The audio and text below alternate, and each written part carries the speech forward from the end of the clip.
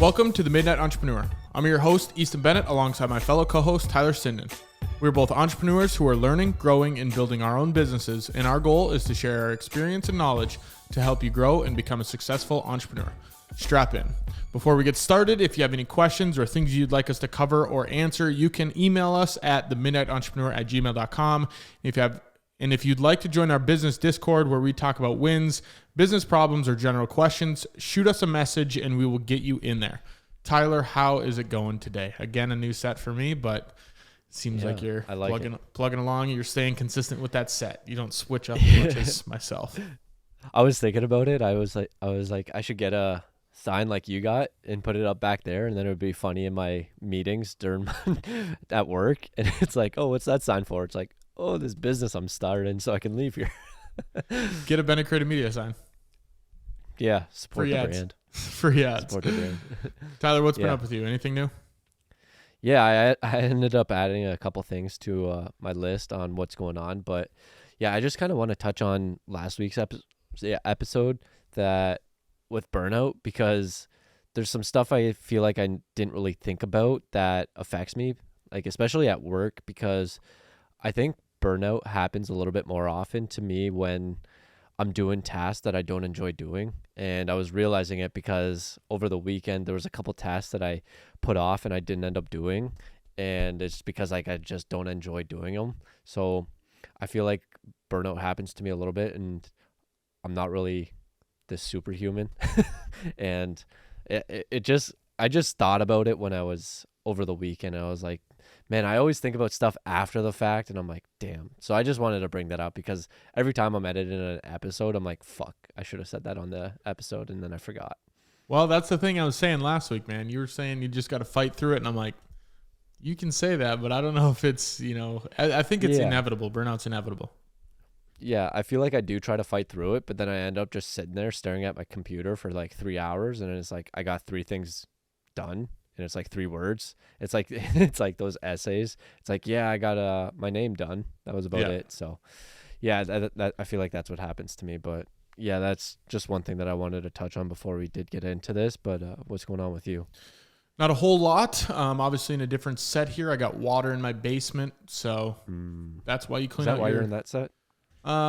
Partially. I mean, the room that I usually film in is full of all the stuff from the living room still, so I didn't really want to clean that up because we were kind of on a tight schedule today. And like you said before we started filming, I have this Bennett Creative Media sign that doesn't get a ton of use, and I figured why not get it out there into the world. So 2 birds stoned at once, you might say. But other than that, employees started yesterday, first day, and then today was the second day, so that was a good time. We were on a shoot today, so nothing crazy, but yesterday was a lot of training, showing them how to do things, kind of putting in the processes that he needs for each specific task, whether it's scheduling content, whether it's scripting content. So just showing him how to do all those things, getting his computer set up with all of the proper emails and Asana and Google Calendar, all of those good, fun things that everyone looks forward to. But that's probably the main thing that I'd say is new since last week. How's that been going so far? Good. The first day was good. Today was just a set, so he was moving around stands and helped me pack things up and take things out, so nothing crazy there. But the first day was good. The one thing I did realize, obviously, when you have an employee, it's going to take them a little bit longer to do things than it would yourself, so you have to have that buffer time. If something takes me an hour, it might take him 2. So just getting used to that. He'll obviously get quicker, but that's been the one main learning curve. But other than that, I think it's been good. That's good to hear. Happy that you finally got that first employee knocked out, and only uphill from here, and going to be hiring shit ton more and building Bennett Creative Media out. Exactly. And then we got another person working on Friday, a different employee, but this one's for free. It's a high school student that needs internship hours because her other internship wasn't giving her enough hours, and she needs 8 hours. And she said, can I come work on Friday? I'll do whatever you want.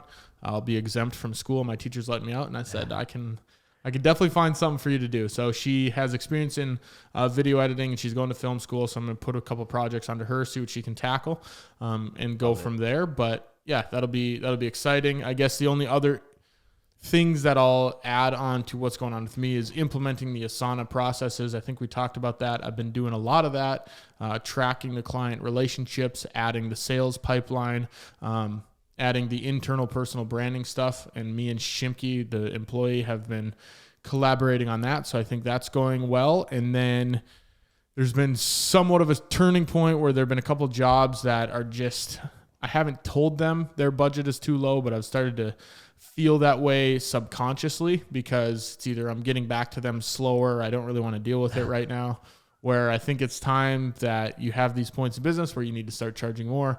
And I think I might be hitting one of those because things are getting busier and busier and busier. And it's okay to lose a few jobs here and there to get those bigger ones and have the same amount of money with just less work. Yeah, that's something that you've talked about in the past, where you supply and demand, where you got a lot of demand and you don't have enough supply. So you got to raise those prices. And I'm reading Hormozy's book right now, and he talks about having only a set number of people that you can have. So I feel like that might be something that you could implement, where it's like, I'm only going to have, say, 5 people or 5 companies that I'll do business for, and you have to get in right now. And then you might have like 10 people in your pipeline. I don't know if you're frozen or not, and you're just not moving. Oh, okay, I saw you blink. You're just like intensely staring and not moving. So yeah, I think that could be something that you could potentially implement. I don't know. Seems like you got a lot of demand there, and then it's like you're increasing your prices, and then you have like a flow where you have a pipeline, and then it's like, I only have 5 spots this month. Get in while you can. And then it's like a repeat of the next month. And it's like, maybe you got like 10, 15 people there, and it's like, I only can take 5 people this month. Get in while you can. And then it like fills up, and then you let them know, hey, it filled up. Sorry, you can try again next month. And then people are going to realize that there's a limited supply, and they're going to try and get in as quickly as possible. And then you increase your prices. So maybe that's a thought, but I like that you're going in that direction. Seems like a good direction you're going in. Yeah, I'd have to definitely look at that. It's hard. You want to walk that fine line between, okay, I only have 5 spots, and then being like, okay, well, I'll go to a different company, whatever it might be. But I think you can almost internally start doing that. Like, don't negotiate with yourself saying, hey, I'm shooting 8 projects this month at the max, 2 per week. And then if any other projects come in, I'll push them to the month after that, and then build out that steady growth, because that is one thing. If you have 16 projects in one month and then 3 in the next, it's like a roller coaster. So yes, maybe something I'll have to start thinking about internally and going about that. But yeah, that's what's going on my end. Tyler, what is going on your end? Yeah, I added a few things recently, but one thing that I'm struggling with right now is the shiny object syndrome. We talked about it the other day, Yep. and we have an episode on this, episode 15, and I'm really struggling to not chase it, because buddy texted me again today. He's like, I hit another $13 day, and I'm like, damn. And it's like, it's all basically passive income at this point, where he just sets everything up. And what it is an Amazon influencer program where you create videos, and it's only like 30 seconds to 3 minutes long. And then it's basically a review. So like what we could do is the keyboards that we bought, you could do a review of that, put it on Amazon, and then you could, if someone watches like 30 seconds of your video and they end up buying that keyboard, or say they go and buy another keyboard, and your video was the last one that they watched, you would get a commission from that. So it's like you create this video one time, and then you're able to reap the rewards of it. And he sent me a podcast episode of this guy that talked about it, and I think that's how he got into it. And basically the guy that was on the podcast episode said he uses his iPhone camera and it takes like 15 minutes to do it. And I'm like, man, that's not a big time commitment. Like, you dedicate 1 hour per week, you crush out like 4 videos, and then you upload it, and you do that weekly. Man, like, you don't even have to buy it from Amazon. So like, if there's AirPods, you could create an ad. You bought it from the Apple Store, but you create a little product review of AirPods, put it on Amazon. There might be a lot of competition there, but it doesn't have to be. But what is, because here's what I say is, what is that, like, awesome $13 passively, but how many passive of those videos do you need before you even, is the extra $112 a month really worth your time? Or would it be better? Well, look at it this way. He's only been approved for 10 days. So he's just getting started. And the guy on the podcast episode said he made about $70,000 last year. So, I mean, if you're able to put in, say, 1 to 2 hours per week, you're able to create, say, 7+ videos per week, and you upload those. That would be more than how many videos that guy made. So if you're able to do that, I mean, do you have an extra 1 to 2 hours a week? I feel like you do. Yeah, but it goes back to the conversation we had a couple episodes ago. But if you focus on one thing, and like you said, shiny object syndrome, and $70,000 awesome, but what's the average person, what are they actually getting? Is $70,000 an anomaly? Or is that like, hey, if you put it in, did he kind of strike gold as he figured out the process? I'm sure he's put in more than 1 to 2 hours a week. Maybe now he's putting that in after he's got everything rolling. But yeah, I don't know. I figured, $70,000 awesome passively. I assume he's maybe still making videos, but I'd still rather take that time. Try to grow a business. Go get one NewFrame client that pays you $600, and then you don't have to make 38 stupid videos you don't care about. It's 1 to 2 hours a week. I hear you, but if you keep giving 1 to 2 hours a week to this thing, and then you give 1 to 2 hours a week to that thing, you get spread pretty thin. Fair, but if you give her a shot, let me know how it goes. I will. I might be looking into it this weekend. But that was one thing, and then today I actually met up with another Arte member, so that was pretty cool. Finally got to meet. I actually went to the event, so I did meet some people in person. But it's pretty cool that he lives literally like 10 minutes away. And it was kind of funny that when I posted that in the Arte chat, someone's like, sounds like you're around this guy. And he's literally like 5-10 minutes away from me. So we ended up meeting up today. It was a good conversation. And he owns his own business here. And he has like another vertically integrated business that's also in the States. And he basically said, he'd love to continue chatting and see like what else we could do. And that was just good to finally connect with some other people, and especially like some business owners that have been in the game for a long time. So yeah, it was a good conversation with him. No, it's good. And I think it's good that you're going out there and meeting people. A lot of people always say, the more people you know and the more conversation you have, the more opportunities tend to open up. So that's good. Mm-hmm. Yeah, he gave a lot of good points, and he talked a lot about like what he was doing and basically how I could implement it, or just one pretty interesting idea that he gave was going to like a restaurant or like a brick and mortar store, and what you do is you have like a jar and you say, put your business card in here and you get entered for a drawing, and we give away like maybe it's like a camera store, and then maybe you give away like a tripod every month. So it's like you leave your business card in here, you'll get entered into a drawing. And basically what that does, that gives you their phone number and their email. So then you put that into your system, and then you're able to nurture them. You have them in your system, and then you're able to email them or text them or call them or do whatever you want. And I thought that was just a unique and interesting tactic to gain new get some leads, baby. Contacts. Yeah, exactly. So I think that was one cool takeaway that I thought I would share. Yeah, been having some progress with some NewFrame stuff, just trying to build that out, and I don't want to take up too much time here, and just had a little bit of spurt of Nuevo stuff this weekend, trying to get shit going and get shit live. So yeah.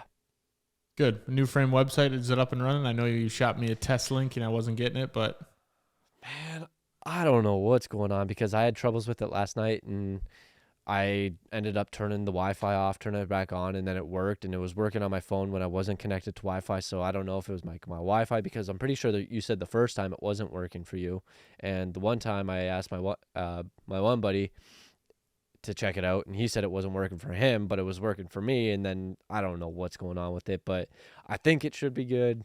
You can check on your computer after this and let me know if it's working, but yeah, I don't know what's going on with it, man. Hey. It should be fine, but shit happens. Good thing things are not, I mean, they're live, but they're not necessarily live pushing people to. So now's a good time to stress test it. Tyler, Exactly. anything else you want to add for the people before we get into this week's news topic, and then we'll get into this week's topic. Now let's hop in. All right, so this week in the news, that sounded so CNN, Fox. This week in the news, Sweden is building the first electric road. Tyler, give us a little rundown on the first electric road. Yeah, I think they have the plans, and it looks like around 2035 is the goal. And from what I read in the article, I'm not sure if they have the technology yet, but they want to develop it and get to the point where they do have it. And it seems like there's a couple different ways that they can have the charging stations. It's conductive.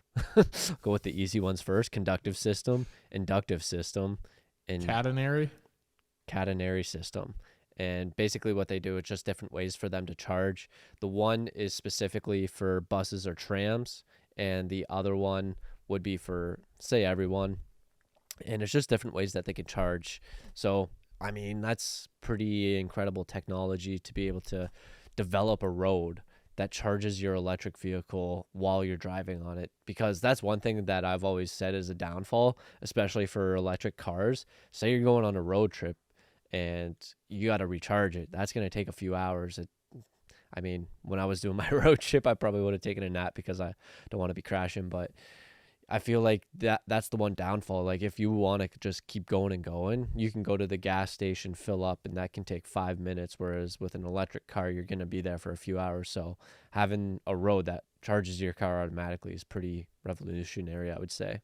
Yeah, until the electric cars, when the government can just shut it down at any point. If we can avoid that, sounds like a good idea. It's crazy because it's weird to think about a future where every single road could be like this. Now that's so far down the road. I don't even know if I'll be alive, but that'd be crazy.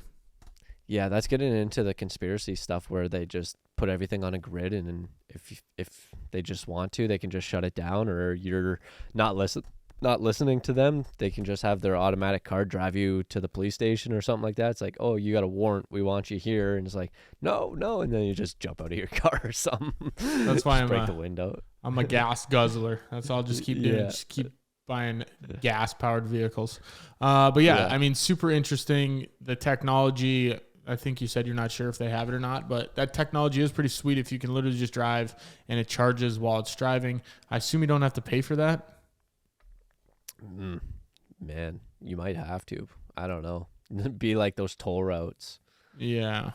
I don't know. Sure. But it also makes me think about if, like, what would they do for repairs, or how long is it going to take? Because currently they've been working on thousands of highways for years, making no progress.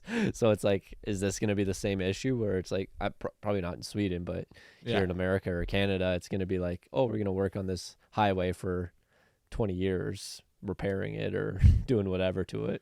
They get to the end and they have to immediately go back to the beginning, start repairing it. Right. It's like the Golden Gate.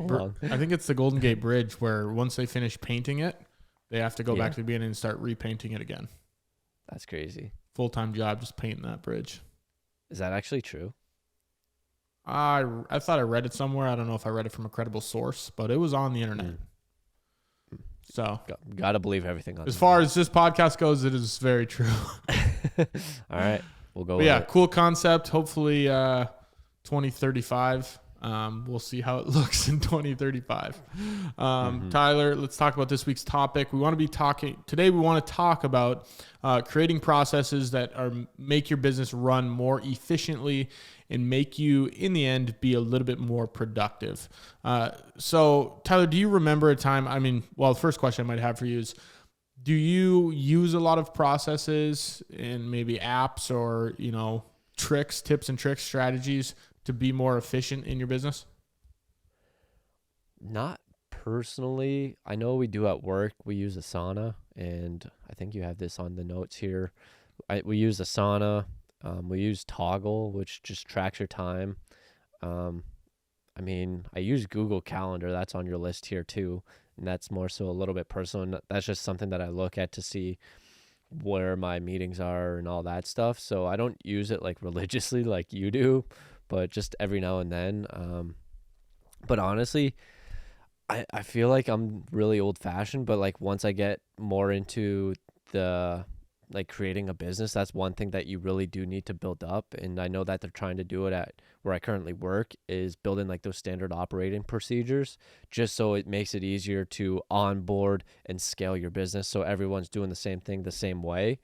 And that's how you make like everyone's doing the same thing is the tough thing. And that's one thing that we've really struggled with at work, is everyone's doing something different. No one really knows what's going on. So yeah, I don't know. What about you? Yeah, I've started to implement more processes than I used to have. And why this came about is because, one, I'm working on a project with an oil company that is having us film SOP videos. So SOP stands for standard operating procedure, which I did not know until I had that meeting with them.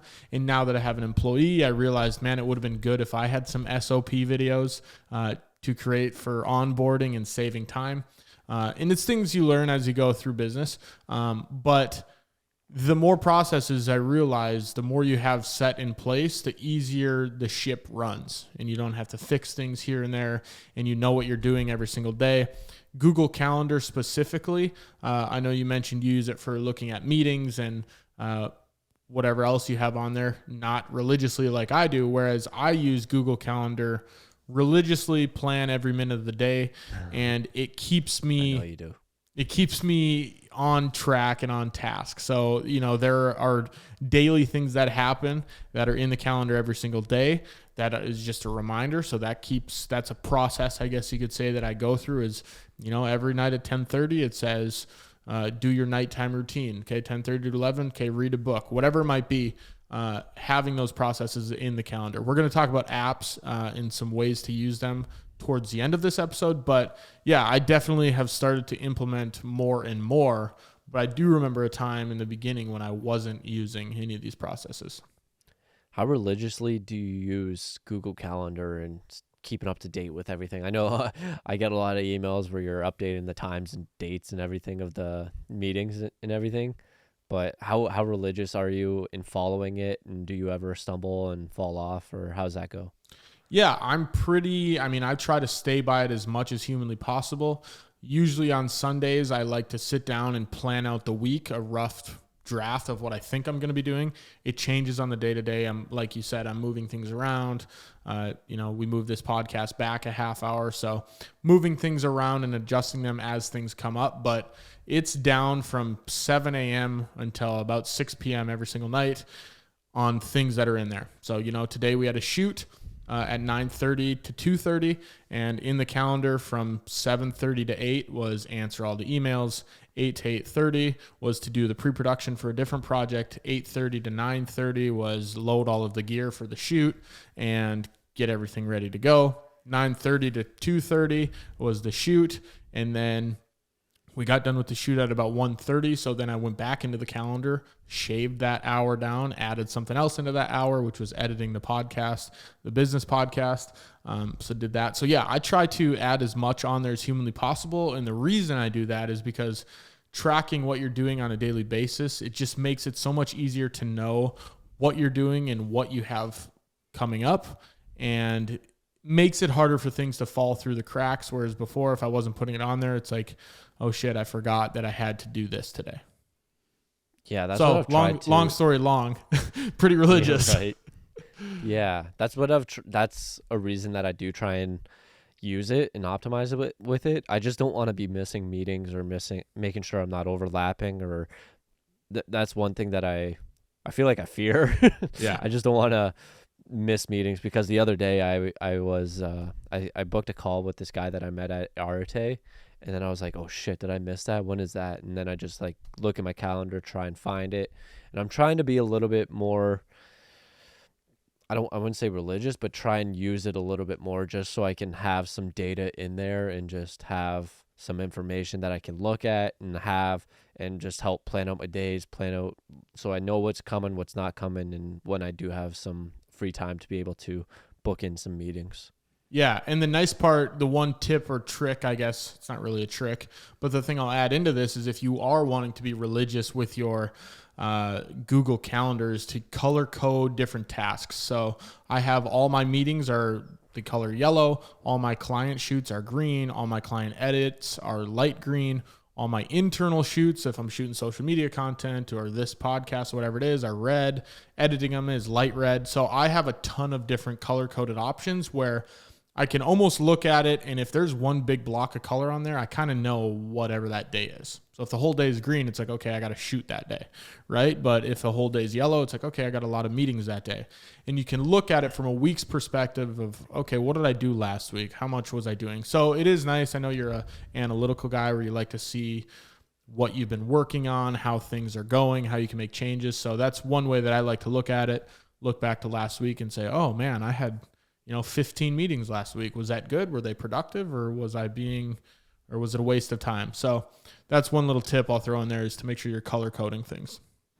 Do you take notes in your meetings, or not just your meetings, but just with all your data and everything? Because I know that's one huge issue that people can run into. It's just keeping those notes just so you can look back at future times. Yeah, it depends what the notes are. I mean, if it's a client meeting, the only client meetings I have, there's 2 different meetings. One's a discovery call where we're figuring out what's going on with your business. And then the other one's a strategy call where we're talking about the actual project. So I just use Apple Notes. I have a folder on my Apple Notes that says clients. And then under that is a folder for every single client. If I get a new client, I add the folder in there. And then I just take notes next to the Zoom call, or if it's a phone call, I pull that up and start typing in there. And that's really the simplest way that I take notes. So you can use whatever note apps you want to be, efficient and add that process in there. It just make sure you keep everything in one place, because I feel like if you have multiple different places you're taking notes, things get super messy and sloppy. Do you not have a CRM that you could use for that? Well, I've moved to a new CRM, which is the Sauna, which I'm, keeping it. I mean, it's not, because it stands for client relationship management, right? And I'm not talking to clients through that. Project management. Yeah, and I'm using it as project management, but I don't have a dedicated CRM where I'm talking to clients through a certain software. Yeah. It's literally just emails and Apple Notes. Yeah. That's what I got. Yeah, because I know the issue comes with sales, and it's like sales, HR, finance, and all these people, when they need to look at, say, a certain customer, it's like, where are the notes? And that goes back to say the sales or marketing or whatever it might be. And I just know having all those notes in there and just being able to quickly reference a client, and it's like, okay, why did this person decide not to buy? And then you're able to look at it and see all the different notes that people included in there. So that was just something that I was trying to fish for, but yeah, and use it. That's something, down the road, if I have multiple different employees, and I might have to implement something like that where everyone has access to it. But right now, yeah, I mean, it's just me mainly handling all the client stuff. So I have my own little process. Down the road, ideally, if I got to have some big grandiose system, that probably means I have a lot of people looking at it. But for now, yeah, I try to keep it as simple as possible. Yeah, I know you got on here, keep it simple, stupid, KISS for the acronym if you want. Yeah.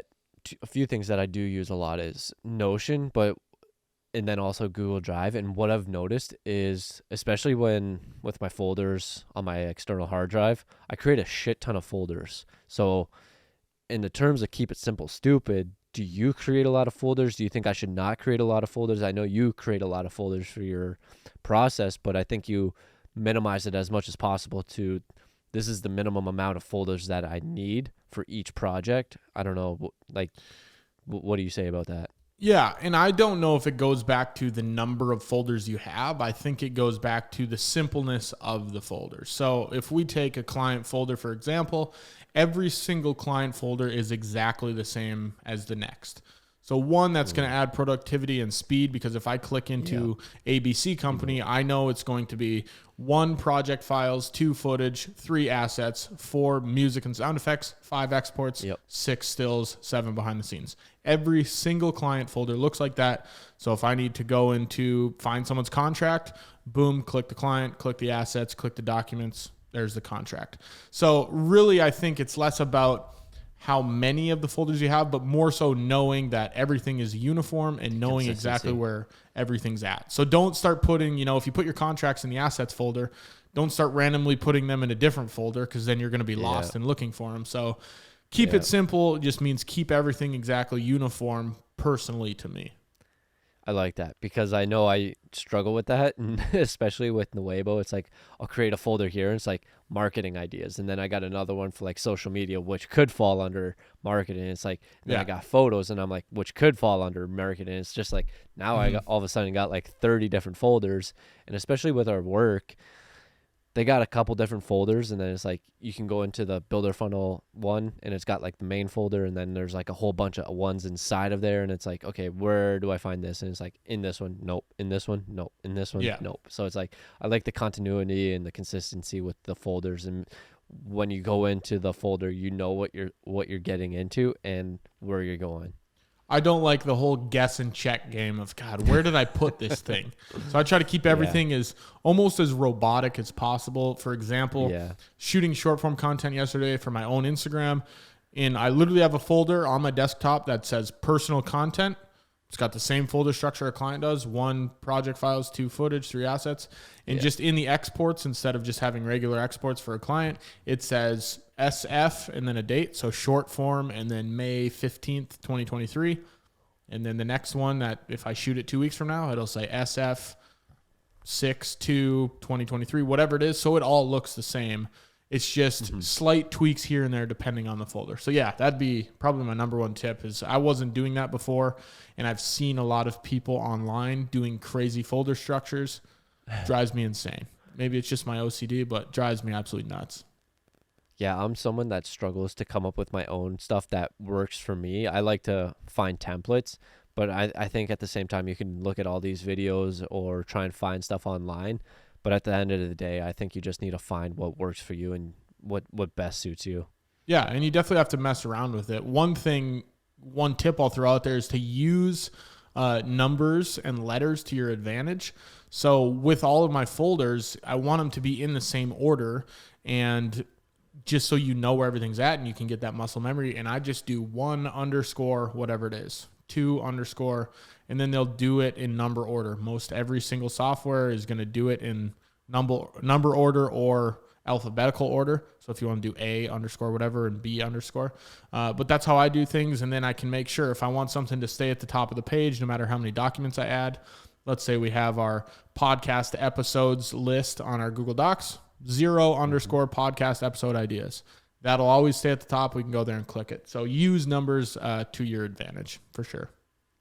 Would you say your business became better, more efficient when you became more organized and had more processes within? Yeah, for sure. And it's just been recently. Like I haven't, I have on here what life was like before I had all these processes, and, I felt less productive. It felt less professional. Like I was a mess. Like people can't take me seriously. And once you start to actually add these things in, you just feel more confident about what your day-to-day is going to look like and that you're staying on top of all your tasks. For example, Fenworks is one of my clients, and we've been working on a project, and they're trying to get the details locked in. And if I didn't have Asana, which I've been using now for 2 or 3 weeks maybe, I wouldn't know to put these tasks in to follow up on Friday with whatever, So I've started to implement these things in, and that, like I said before, helps things from not falling through the cracks and forgetting to follow up with people. Where if you add someone, if I add Fenworks to the sales pipeline, and I know that Friday, May 22nd, I have to send them an email that says, where are we at with the project?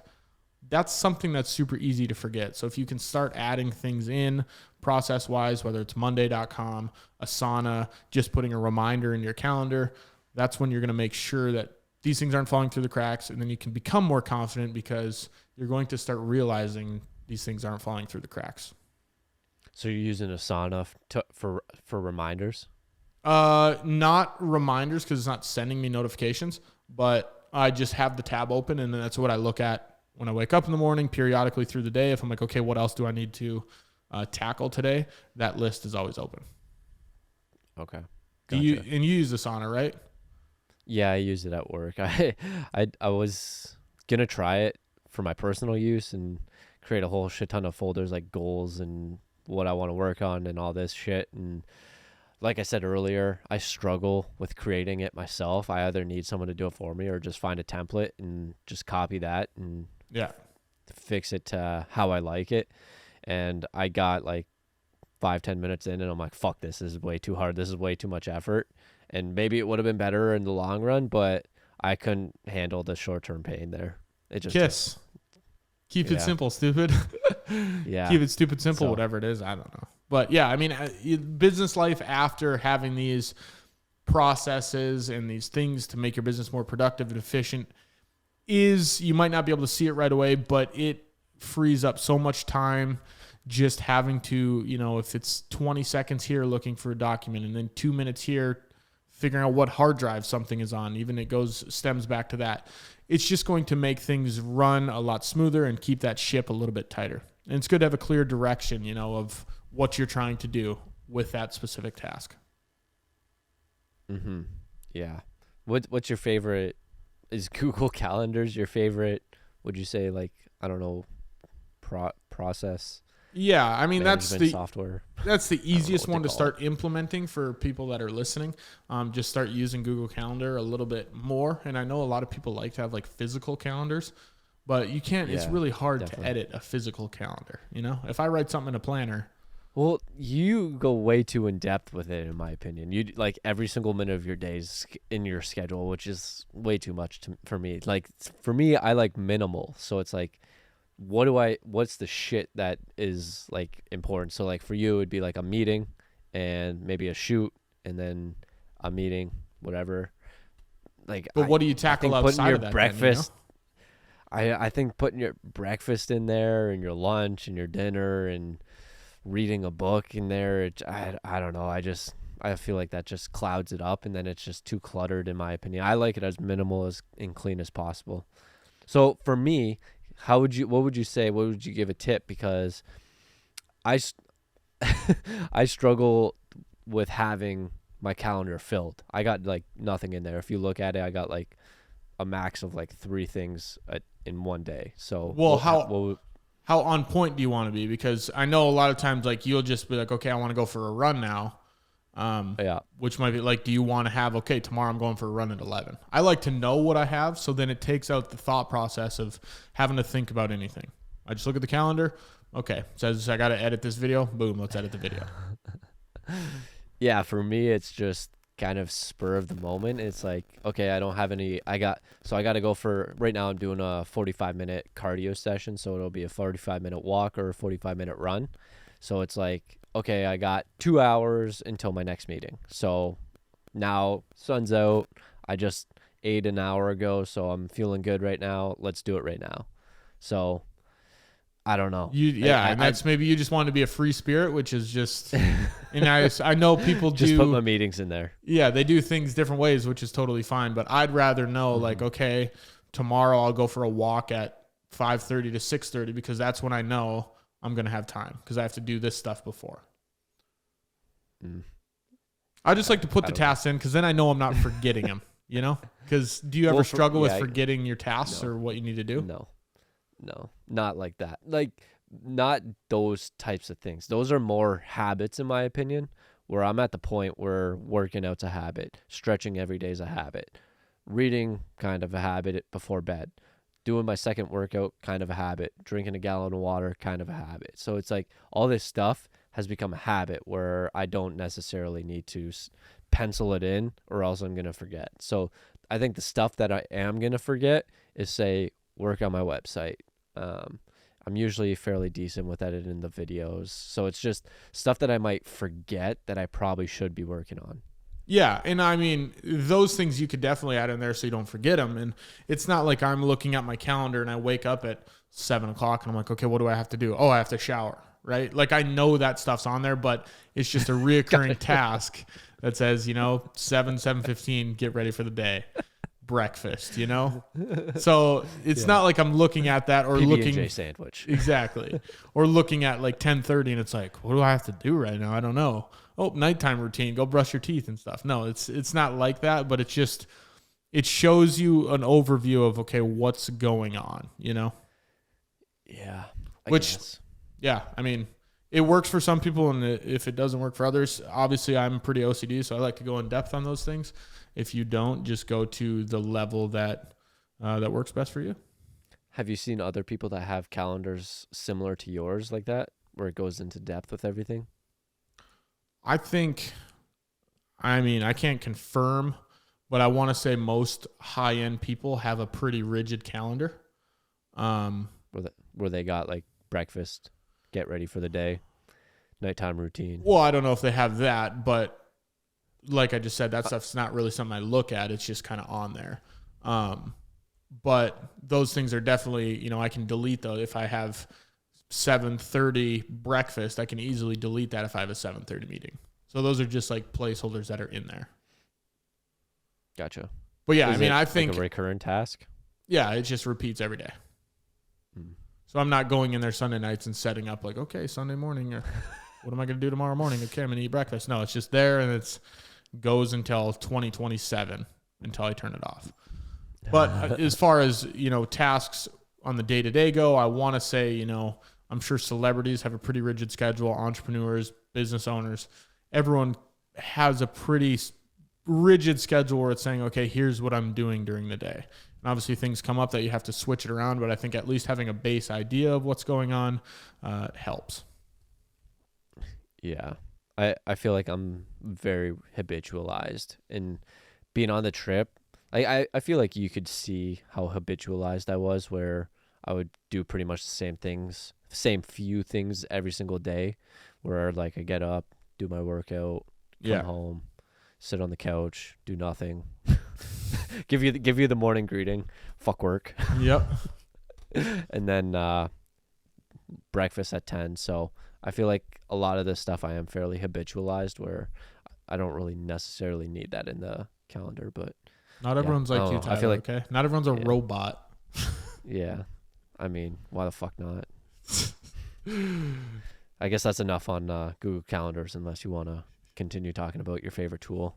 No, I think we're good there. And I think I've kind of covered everything. I mean, Asana, Monday, Google Calendar, Apple Notes, all of these different processes that you can implement and softwares you can use. You're just going to have to play around, find what you like, but that's what I personally use. That's some of what Tyler uses. Tyler, is there anything else that you want to add in there that would be good for people to check out? Yeah, one thing that I've used, and I think this also goes back to having a bunch of folders, but I also use Notion. I feel like I told you about it, but I don't think you really pursued it much. But I've used that, and I've seen people create some crazy templates with Notion, and they just go crazy productive with it. So it's like, I don't know how productive they actually are with it, but I do use that a little bit, and I was trying to make it into a habit where I think I would view it daily, and then I would want it because I wanted to continually see my goals. So that's what it would be. It was like every day, check the goals, just read them over to get it built into my head and get that idea there. But for the most part, I only use it for, what's it called? Note taking from the books I read. So a lot of my stuff for Notion is just mainly basically my notes for books that I'm reading, but I do have like other folders in there, like YouTube, and then I'll have like a subfolder like YouTube ideas, YouTube scripts, YouTube products that I need to get. And before it was just like my camera, but I got it now, and a mic, and so I got like other folders within it. So Notion's not bad. See, that's where you should have put, where you were trying to add the goals. That's the thing you put on your calendar. 15 minutes every day, look at goals. And then it's just a constant reminder, okay, this is what I need to do. 11 a.m., I look at the goals. Yeah. I was doing it fairly consistently before bed. I don't know I think it was a weekly thing, because then every week I would, or maybe a month. I think, no. I would do week. I remember that. And then every Sunday I would like go through it, and then I would create my weekly tasks that I want to get done this week. And then I would go through, read the task, check it off, and then create the next week and do that, and just read through the goals. And yeah, I was doing it fairly consistently, but I don't know, going on a road trip and just all this stuff, like I was very like, I was somewhat consistent, but at the same time I was out of a routine for sure being on the trip. Well, now It's a little tough. you're back into your routine. You can lock back in those goals. Tyler, Trying to. anything else on processes and making the business run a little bit more efficiently? Man, I was gonna say something, but it wasn't on any of that. I forget what it was. Maybe it'll come to me later, but no, I don't really have anything. Cool. All right. Well, I'll throw it over to you then for this week's business idea. Take it away, Tyler. Alrighty, this was an idea I had a while ago, and it's more so creating a brand, and the brand would be called Old School, and all the products/services would be around old school type of stuff. So you'd have like a diner, you'd have a movie theater, and then maybe it's like something similar to Sonic where people come out and it's like old school type of just the vibes of it, because I feel like it's a cool vibe and we're kind of throwing it away and just going to Kroll's and Minot. That was kind of a cool atmosphere where it's somewhat like the 50s, and then maybe it's just having different products in the facilities that are old school, where it's like tube TV maybe, and then it's like old school black and white photos with old cars and just cool stuff like that. I think it would be a pretty neat franchise type of idea. What would it be? Is it a restaurant, or what would you be selling? It would be anything that you can turn into old school that we've revolutionized, I would say. So a lot of restaurants are more modern looking and they lose all the aesthetics of, like, say for Kroll's, for example. So it'd be like a diner, and then it's just like old school. You got the bar top, you got like red bar stools that are drilled into the ground, you got some booths there. So it's just more of the creating an atmosphere. So, and then the other one could be a movie theater where it's less revolutionized. And I know maybe it's more of like, maybe for the movie theater it'd be they do have their drive ups. So I don't know what the movie theater would be, but oh shit, I just locked my computer. But Tyler's gone.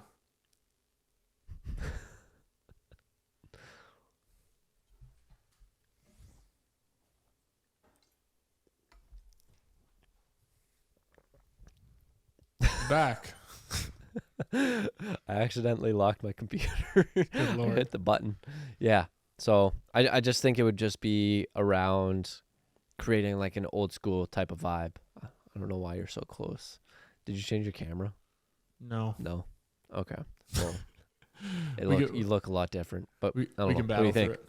Yeah, I mean, I like it. I don't know if so it's just a brand that has multiple different businesses. So like there's a restaurant, there's a movie theater, and there's other things.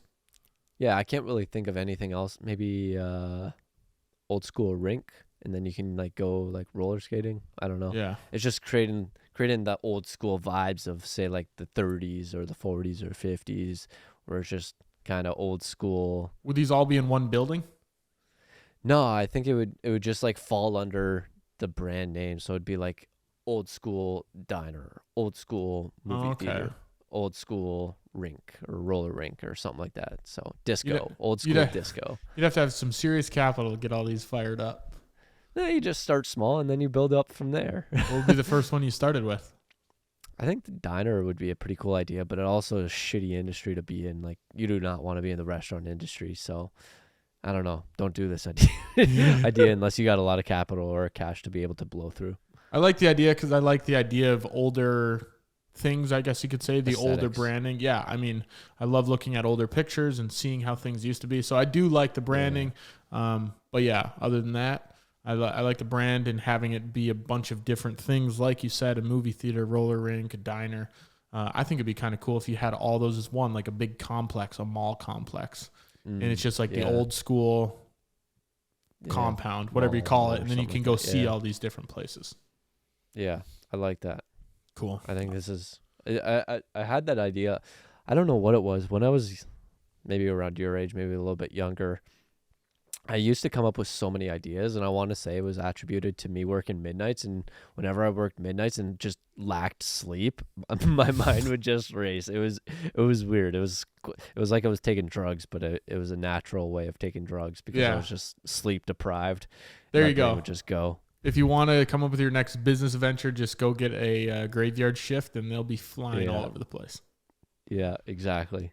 Cool. All right, Tyler, episode 38. Anything else? Man, I can't remember what I wanted to say, but it's probably going to come to me once the episode stops. So maybe I'll try and bookmark it for next week. Yeah, I was going to say it'll come to you once you're editing it. It definitely will. All right, that's episode 38 of The Midnight Entrepreneur. If you have any questions you'd like us to cover or answer, you can email us at themidnightentrepreneur@gmail.com. If you found value in this content or found this entertaining, share this with a friend or post it on your story. If you really enjoyed the show, we'd love a rating and a review on wherever you're listening. Talk to you guys next week for another episode of The Midnight Entrepreneur. Dreams don't work unless you do. John C. Maxwell.